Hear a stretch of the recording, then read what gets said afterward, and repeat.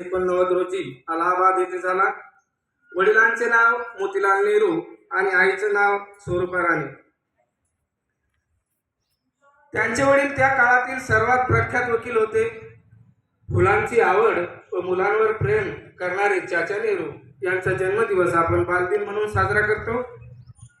सन 1919 मध्ये ते home rule चळवळीचे अलाहाबादचे अध्यक्ष बनले. 1916 मध्ये ते प्रथमच महात्मा गांधीजींना भेटले आणि त्यांच्यापासून त्यांना प्रेरणा मिळाली. ते प्रेरित झाले.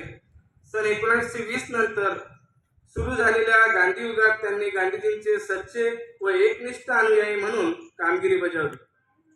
गांधीजींनी 1920 नंतर स्वातंत्र्यासाठी सुरू केलेल्या विविध चळवळीमध्ये जवाहरलालजी आघाडीवर होते. भारताला वसाहतीचे स्वातंत्र्य नको तर संपूर्ण स्वातंत्र्य हवे या विचारांचा त्यांनी सतत पाठपुरावा केला. सन 1942च्या आंदोलनात त्यांनी 3 वर्ष कारावास भोगला. त्यांच्या सुटकेनंतर ब्रिटिशांबरोबर स्वातंत्र्याच्या वाटाघाटी करणाऱ्या मान्यवरांमध्ये त्यांचे स्थान अतिशय महत्त्वाचे होते. या वाटाघाटीमध्ये त्यांचा प्रमुख वाटा होता.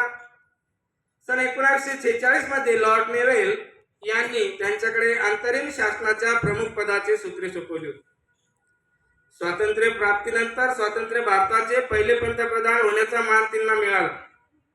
परराष्ट्रीय संबंधात त्यांनी अलिप्ततेचे धोरण स्वीकारले होते. पंचशील तत्वांचा स्वीकार केला. सन 1950 मध्ये त्यांच्या अध्यक्षतेखाली नियोजन मंडळाची स्थापना झाली.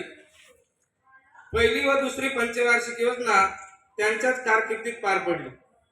या योजना बहुतांशी यशस्वी होण्यात त्यांचे प्रयत्न मोठ्या प्रमाणात कारणीभूत ठरले.